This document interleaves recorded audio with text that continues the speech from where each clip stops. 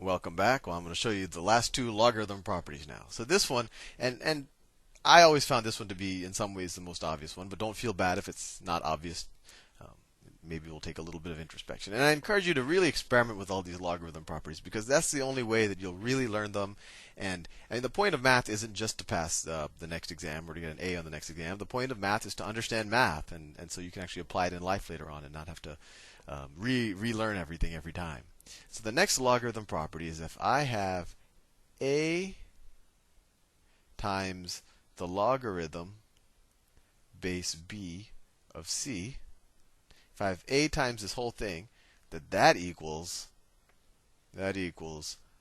logarithm base b of c to the a power.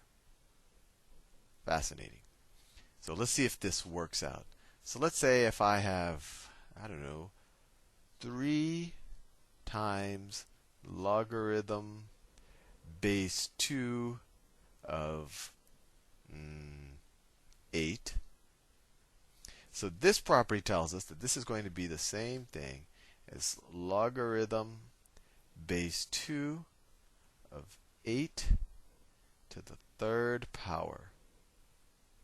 And that's the same thing.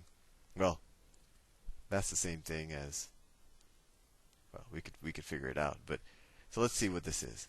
3 times log base, what's log base 2 of 8? The reason why I kind of hesitated a second ago is because every time I want to figure something out, I implicitly want to use log and exponential rules kind of to do it. So I'm trying to avoid that. But anyway, going back. So what is this? Log base 2 to what power is 8? Well, 2 to the third power is 8, right? So that's 3. And we have this 3 here. So 3 times 3.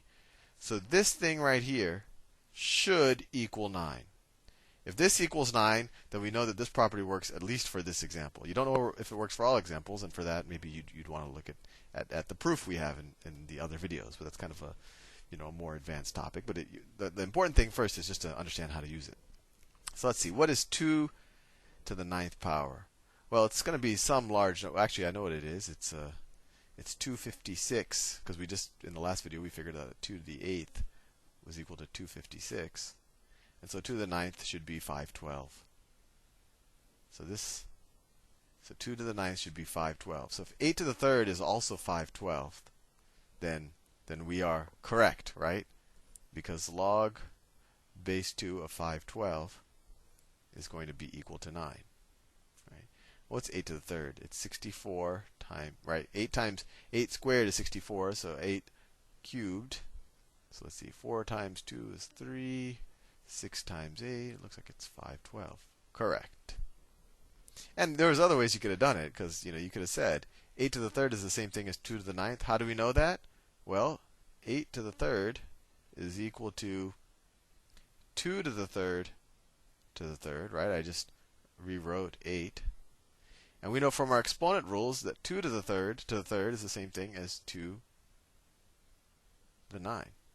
And actually, it's this exponent property where you can multiply. When you take something to exponent and then take that to an exponent, and you can essentially just multiply the exponents, that's the exponent property that actually leads to this logarithm property. But I'm not going to dwell on that too much in this presentation. There's a whole video on kind of proving it a little bit more formally. The next logarithm property I'm going to show you, and then I'll review everything and maybe do some examples. This is probably the single most useful logarithm property if you are a calculator addict. And I'll show you why. So let's say I have log base b of a is equal to log base c of a divided by log base c of b. Now, why is this a useful property if you are a calculator addict? Well, let's say you go to a class and there's a quiz. The teacher says, you can use your calculator, and using your calculator, I want you to figure out the log base 17 of 353. And you will scramble and look for the log base 17 button on your calculator and not find it, because there is no log base 17 number button on your calculator. You'll probably either have a log button or you'll have an ln button. And just so you know, the log button on your calculator is probably base 10. And your ln number, your ln button on your calculator is going to be base e. For those of you who aren't familiar with e, don't worry about it. But it's 2.71 something something. It's a number. It's nothing that it's an amazing number. But we'll talk more about that in a future presentation. But so there's only two bases you have on your calculator. So if you want to figure out another base logarithm, you use this property. So if you're given this on an exam, you can very confidently say, oh, well, that is just the same thing as, you would have to switch to your yellow color in order to act with confidence. Log base, we could do either e or 10, but you could say that's the same thing as log base 10 of 357 divided by log base 10 of 17. So you literally could just say, type in 357 in your calculator and press the log button, and you're going to get bam, bam, bam, bam. Then you can clear it, or if you know how to use parentheses on your calculator, you can do that. But then you say, you type 17 in your calculator, press the log button, you go bam, bam, bam, and then you just divide them, and you get your answer. So this is a super useful property for calculator addicts. And once again, I'm not going to go into a lot of depth of how this one, to me, it's the most useful, but it doesn't completely fall. It does fall out of, obviously, of the exponent properties, but it's hard for me to describe the intuition simply, so you probably want to watch the proof on it if you don't believe why this happens. But anyway, with all of those aside, and this is probably the one you're going to be using the most in everyday life. I still use this in my job, so just so you know, the logarithms are useful. Let's do some examples. So let's see. Let's just rewrite a bunch of things in simpler forms. So if I wanted to write, I don't know, the log base 2 of the square root of, let me think of something, of 32 divided by the cube, I'll stick to square root, divided by the square root of 8. How can I rewrite this so it's reasonably not messy? Well, let's think about this. This is the same thing. This is equal to, I don't know if I move vertically or horizontally, but I'll move vertically. This is the same thing as the log base 2 of 32 over the square root of 8 to the 1/2 power, right?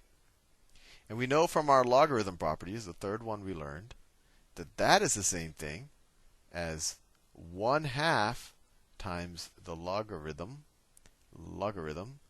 of 32 divided by the square root of 8, right? I just took the exponent and made that the coefficient on the entire thing, and we learned that in the beginning of this video.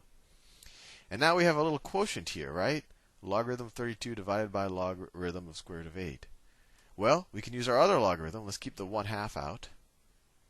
That's going to equal, parentheses, logarithm, I forgot my base, logarithm base 2 of 32 minus, right, because this is in the quotient, minus the logarithm base 2 of the square root of 8, right? And let's see. Well, here, once again, we have a square root here, so we could say that this is equal to 1/2 times log base 2 of 32 minus, this is 8 to the 1/2, which is the same thing as 1/2 log base 2 of 8. We learned that property in the beginning of this presentation. And then if we want, we can distribute this original 1/2, and this equals 1/2 log base 2 of 32 minus 1/2 minus 1/4, because we have to distribute that 1/2, minus 1/4 log base 2 of 8. This is 5/2 minus, this is 3 times 1/4 minus 3/4. Or 10/4 minus 3/4 is equal to 7/4. I probably made some arithmetic errors,